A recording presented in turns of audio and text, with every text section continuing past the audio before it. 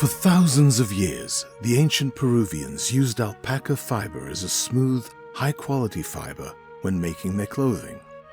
Prehistoric alpaca fiber textiles have been found which could readily compete with today's most exquisite luxury clothing. However, about 30 years ago, the situation was much different.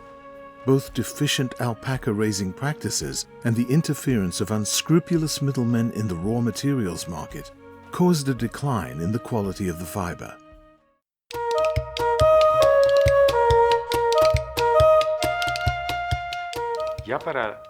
By the 1990s, our industry was producing a textile product line that ranged from alpaca tops, threads, fabric, manufactured goods, garments, and more, of very high quality that could compete on the same level as the best textiles available on the international market.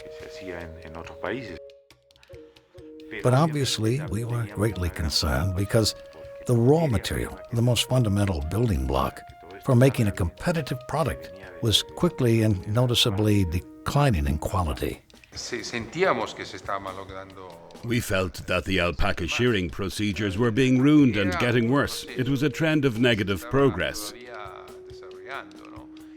In essence, the proportion of coarse fibers was too high, which is quite detrimental. Not only was it detrimental, it was also unjust. The alpaca producers are part of a community of more than 50,000 families in Peru. Each family maintains an average herd of 100 alpacas. The only way to increase their income would be to improve the quality of the fiber they produce to be able to sell at better prices on the international market.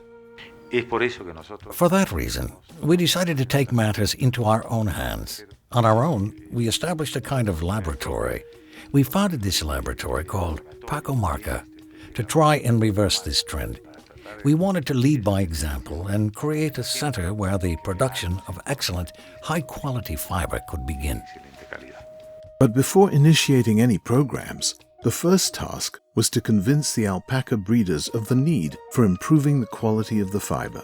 We needed to show them that doing so was well worth the effort, and we did so in the only way possible, paying higher prices for better quality fiber, and not only merely by weight, as it was the custom. Thinner fiber costs more, a good price, yes, and I think what we've talked about here, that our customers need quality, thinner fiber. It's all a work in progress. We want to see every family's income increase. That's what we're looking for, isn't it? The first step was to reverse all the damage that had been done to the alpaca from a genetic standpoint. So the key was to set up a modern program of genetic improvement that would allow for the creation of the kind of animal that the international market demands. And we started with this very clear idea, which was we want to create a very refined animal, which will help other breeders improve their herds too, right? But in order to do that, we wanted to keep very detailed and organized notes about the data that was being produced.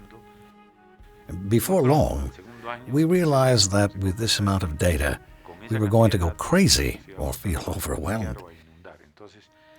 So, we ended up hiring a systems engineer so he could create a software for this purpose to help us manage all the data from the alpacas we were raising. They had a very passionate systems engineer, a tenacious young man, who decided to calculate the consanguinity and looked on the internet. And we were given the name of Juan Pablo Gutierrez Garcia from the Universidad Complutense de Madrid. When I saw the information, I couldn't identify the species, no, because they were neither cows nor sheep. There were too many males, and the intergenerational interval wasn't... What animal is this? And they told me, alpacas. And have you published anything? And the man said, no, not really. But if you help us, we can try to publish something. We were given 2.5 million pieces of well-kept data, complete data, to a world-class geneticist about a species that had essentially never been studied. Normally, when one views an animal population database for the first time, even from developed countries, you always have to spend a few months distilling the information. That work is needed in order to understand why some individuals have been born after their offspring, and things like that, you know, to weed out repeated identifications. And the truth is that this database was in perfect order, well managed, with a wealth of information. As soon as I did the first genetic analysis, I saw a remarkable level of consistency, and I said, okay then, we're ready to do some work here. The genetic valuation program went forward very quickly, introducing original concepts in the field and establishing rigorous standards for data collection. Soon, their example began to be imitated by various producers. Now, Pacomarca is the largest and most complete alpaca database in the world. I have improved the color. I don't have guarizos anymore. Seeing the results motivated me to keep working to achieve more fineness, to have a smaller number of impurities, and to have the right amount of crimp. There is an average difference of 5 microns from the animals born when we started until now. Amazing, isn't it? Keeping in mind that the difference between the worst and the best quality is 10 microns. Just think, 5 microns would be like breaking the scale, wouldn't it? So that's how we created different systems, both the management of data and the production itself, that could be easily transferable to the small producers, systems which ultimately benefited them. The new breeding system had a huge impact on the alpaca farming community, so that soon the number of guided visits and genetic workshops increased, and internships organized by Pacomarca became very attractive. We want to know more about genetic improvement because this is the alpaca farmer's livelihood. It sustains the family, the house, as well as all of us.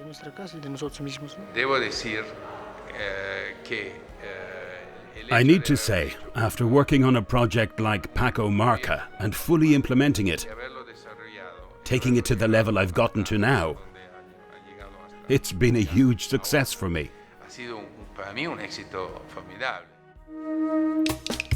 Indeed, while there have been great advances in the genetic improvement efforts, a long-term project, the program has also proven effective in getting immediate commercial results through the development and implementation of management and modern production techniques to gain maximum yield from the alpacas. One advantage has been mechanized shearing, something we call Inca shearing, and after several years of practice and experimentation, we were fortunate that it was adopted by the government, by the Ministry of Agriculture, as the standard national technical norm for alpaca shearing. Implementing this shearing method has not been easy.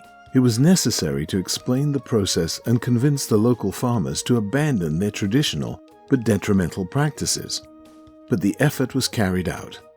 Investments were made in equipment, trucks, and hundreds of hours of work, traveling all over the mountains to promote the new system and, one by one, convincing the producers to give it a try. Well, we have to do it, so we're going to test it out and see how it goes. Here too, the results have been excellent. Every single producer who has tried the system has had good economic and practical results. The new system is gentler to the animal and considerably reduces the number of abortions, which was a recurring problem, since shearing is done right around the same time that the animal gives birth. The greatest benefit is not only that the shearing is cleaner and more uniform, it is because the entire fleece arrives at the processing facility in one piece. Since the finest fibers are found on the animal's back, if the entire coat arrives at the facility intact, it makes the sorting task much easier. All of this results in a finer selection process, which allows for a higher quantity yield of extra fine, uncontaminated fiber. The success of Pacomarca opens a new horizon for the alpaca, the opportunity to develop levels of quality that can compete in luxury markets, sold at prices that were formerly limited to other fibers like vicuna, or cashmere. Every day, this possibility moves closer to becoming a reality. These are only the first of many achievements. In the future, that a guard hair-free animal will become possible. Nevertheless, all this experimentation is already producing never-before-seen qualities. Even though production volume is still low, the interest and effort that has been shown thus far is an indicator of what the future will look like.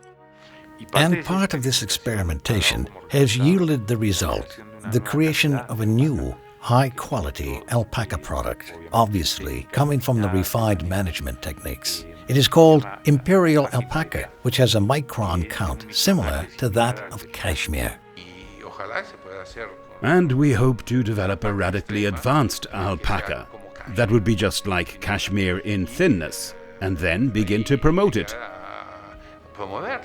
We also have begun a program called Ilana Paco, which means black alpaca in Quechua, because we believe in rescuing black-colored alpacas.